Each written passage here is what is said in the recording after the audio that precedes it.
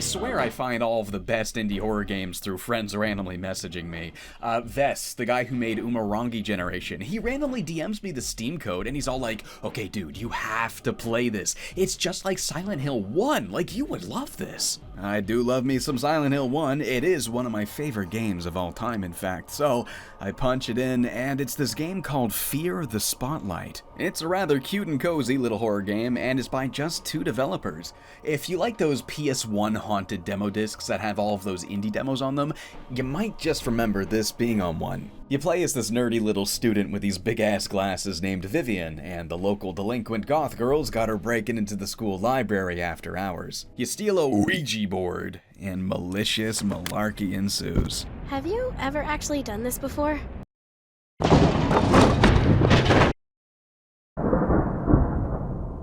Amy? Amy? Where did you go? Okay, time to go look for Amy. Well, wow, this sure as hell looks a whole lot like the first Silent Hill. That's pretty sick. I always hated that only the first Silent Hill game got to look like this.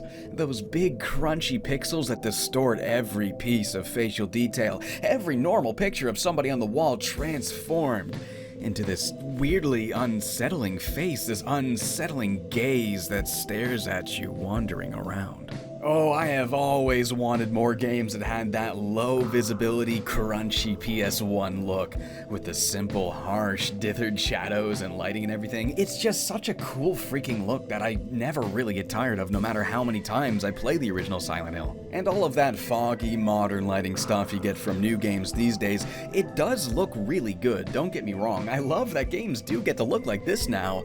But I also still want new games that look like this, too. I mean, there's a reason that I replay Silent Hill 1 every single Halloween. It's because I just really want to submerge myself in something that looks and feels like this. This is one of the first games I've played that really scratches that kind of itch. The look of this thing is just absolutely wild. They've got that texture jitter that the PS1 games had, you know, making things look a little uneasy. Oh my god, the polygon count is just right, and the crunchiness of the low resolution, turning the darkness peering into a flickering void of magical dithering. Well, build me a beaver dam, because this looks pretty damn cool. Holy crap. It felt just like old times. The low resolution making every face something creepy as hell, casting the flashlight across each hallway and slowly carving through the darkness. Just looking for stuff. Dude, like, I really miss this kind of thing. Well, I mean, like, doing it when it looks like this. Oh, here's a really cool example of what you can do with low res for, like, scare factor that you can't do with a modern look. Down here, you turn around, and staring at you from the distance are these 2 bright red blinking eyes. After staring for a bit, you finally muster up the courage to walk down and see what it is, and oh my god, it's just the generator. And that's what playing this thing feels like, you know, there's no loud, sudden noises, there's no jump scares, just delicious, seeping retro horror ambience, and really clever visual tricks using the classic look. To keep things fresh and up to date though, we have a traditional modern third-person camera and easy-peasy twin-stick controls, so if you're not into the whole Tony Hawk controls sort of deal, that's what I've been enjoying calling tank controls as of late. I feel like that gets the idea of what these things are across a little better than tank controls.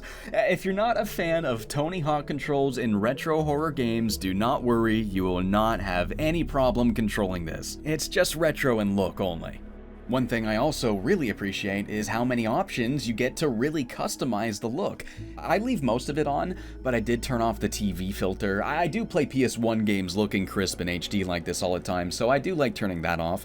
And you know me, like, if I want the CRT look, I get myself the CRT look. But give me those crunchy pixels, give me that texture wobble, and give me that low frame rate, please. Now, most of the gameplay footage you're looking at in this video is at 24 frames per second because that used to be an option in an older version when I was recording this a while ago. In the newest version of the game, the graphics options were vastly simplified. You don't have any control over the resolution anymore, which I liked, and the frame rate is delegated to just smooth and retro now, just a binary choice, and retro seems to bring it to 30, not 24. Which, like, that makes sense as the option, but I wish they still had 24 as an option because it really made it feel choppy. in the exact same way Silent Hill 1 felt. And I don't know, something about the gongled frame rate really added to the sense of stumbling around in the dark. And I feel like it worked here perfectly fine because, the game doesn't really have any demanding action that you need smooth controls for or anything. Yeah, it's a bummer that got lost, but hey, I'm still at least glad you have some choice over the frame rate because, hey, I know some people love chunk, and I know other people want smooth. But regardless of your choice, you'll still get your fair share of tiptoeing around in the dark as the creepy sounds settle in. The ambient sounds in this game really do have a pretty great variety of both scary and cozy noises. I mean, for example, listen to the rain here. But then you go down into the dark and it's all like... Oh, you ever see that painting of the dog? Yes, that one. I felt like that dog a lot in this game. They have these creepy characters skitter away from you just enough times that you always want to think there could be something laying just beyond the reach of your flashlight. There's a part where you drain the gymnasium pool and you walk up to it, and now that the water's gone, you look down and it goes down and down and down, and then just pure black darkness. And there's a ladder, and then you have to climb down into it, and then you get to the floor of the pool, and you look out, and you can't see anything, just a void. Except there's this little faint shape in the flickering void. And then you have to go walk to it. This part of me had me feeling like the end of Skinamarink. You ever watch that movie? It's like a feature-length nightmare cobbled together by the earliest developed brain matter in your skull. I could see some people finding it boring and pointless, but oh my god, I thought it was one of the coolest freaking things I ever watched! But this isn't fear of the dark, it's fear of the spotlight. Far scarier than entering a dark room is when you enter a room that's lit up. Blinding lights cast through the ceiling and they will burn you to a crisp if they catch you. Pretty soon you're gonna be hiding from Spotlight Head. Ducking under desks, hiding in trash bins, anything below waist level, you'll be able to crouch behind it and shield yourself from that ridiculous beam of light spewing out of its face. The sound effects when this guy's nearby too, oh my god, that's creepy as heck. The industrial sound effects, a lot of Silent Hill 1 influence here. At least it feels that way. Now, this is actually a pretty cool way to use that lighting engine. Since we're shining our flashlight all around the place, it's pretty easy to get a feel for how the light's going to bend around the environment, which you can then use to your advantage when you're ducking for cover. Now, horror stealth is something I often find pretty boring and irritating, while actual stealth games often have a bunch of mechanics at your disposal to give you a lot of control over any situation, so there's more to it than just waiting for the opportunity to go. Horror games' obsession with stripping down the character and making you helpless also strips down your gameplay options to just waiting for shit and guessing. And sure, you can argue that is scary, yeah, but I don't find it fun is the problem. I find it annoying. So I got a lot of respect for horror games that actually manage to make this sort of thing fun, and Fear of the Spotlight totally does do that. You don't really have many options for like actions, you're just ducking and moving around, but the level design here is really what does it. It's so well thought out that you usually have multiple options of places to go. I never felt like I had to just wait in place. There was so much furniture all placed around that I was really able to be ducking them out all the time. I also think that the consequence for getting detected is really balanced. It's not too light on you, but it's not too punishing and annoying either, because we all know there's nothing worse than having to repeat the same stealth bit over and over every time you get hit. Just trying to find the right pattern getting through, that never happens. You just take a little bit of damage and then you're good, then you get another chance, and then you just gotta not get hit a second time. As long as you can hold out until you can find the next healing item, you'll be good. No health drinks in this game. It's all about your lungs. That's what you gotta worry about. I guess maybe it's supposed to be like, the anxiety of being put on the spot sort of deal. I guess I used to do theater in high school, and you know what? Yeah, that's totally what it feels like. Burning, seething lava in your chest as all eyes are on you. Yes, that's anxiety. Okay, I get it. Getting hit by the light is the only way you're able to take damage in this game. There's nothing you'll ever have to fight. There is no combat in this game whatsoever, and Honestly, I was kinda hoping there would be, like, some sort of simple plant your feet and time the pipe swing sort of thing. Maybe the inventory just reminded me of Silent Hill 1 so much, but I don't know, it kinda gives me something more to worry about when I go into every room. But the game reserves that exclusively for the spotlight head encounters, which I guess can be quite surprising, so it does at least have that. I know you're in here. But it is definitely more classic horror in puzzles and exploration than it is in action. You explore the school hall by hall, room by room, find all the items you can, and use them to interact with your surroundings in a number of different ways that all create a path forward. It's that shit gets rusty, all doors locked, kinda classic stuff. I also appreciate the little nod to how Fatal Frames items look. I mean, I guess it is just a good way to show you where the items are without too much trouble, so it could just be a coincidence. But either way, I do sort of prefer when games instead use careful angles and lighting to draw your attention to items instead of just making them glow. But obviously that requires a lot more work, and considering there's only 2 developers, it is a good way to make things clear without wasting too much time and work on it. And that was a good move. They clearly wanted to focus mostly on the puzzles, and they are very solid for it. I love how much hands-on interaction there is here. Even just opening a sliding door to a cabinet, you always have to grab it physically with the cursor and pull it across the screen. I mean, you know your game is sick as hell when you get to operate a low-poly vending machine. If there's one thing I love seeing in low-res games, it's vending machines for some reason. I don't know why. Maybe it's just because it's something everybody knows how it works, so, you know, it just makes for a good interactable object. You're also plugging in cables to hook up a VCR, you're using pliers to bend metal rods. I swear this game was designed to be played with the Wiimote and nunchuck. It all really reminds me of how Silent Hill Shattered Memories played. Oh, that's actually a really good way to describe this game. It's like a better version of the Shattered Memories gameplay, but mixed with the visuals of Silent Hill 1. A killer combo, and they pull it off so damn well. I actually get kind of bored of Shattered Memories after a while. Like, I love the ideas, but it does get dry and a little repetitive, and the chase sequences were more annoying than they were scary. Here, the encounters are short and sweet, and the puzzles and exploration I find hold my attention here far, far better. If only I could play the game with a Wiimote, then it would be perfect. I have no idea if there is any way to get this thing working on Steam. I know you can, but like just the buttons work. I don't know how to get the sensor bar and all that. Like, yes, I am actually that weirdo who wants to play this game with a Wii Remote and nunchuck. Either way, it's a huge missed opportunity not adding gyro aim to the console versions of this. I mean, you could have at least made the Switch version play like Shattered Memories. That would have been sick. Well, at least if you're playing on PC, you can just map the gyro of like a PS5 controller to the mouse. Get that Shattered Memories feel that way. I recommend doing it because it's a really fun way to play this.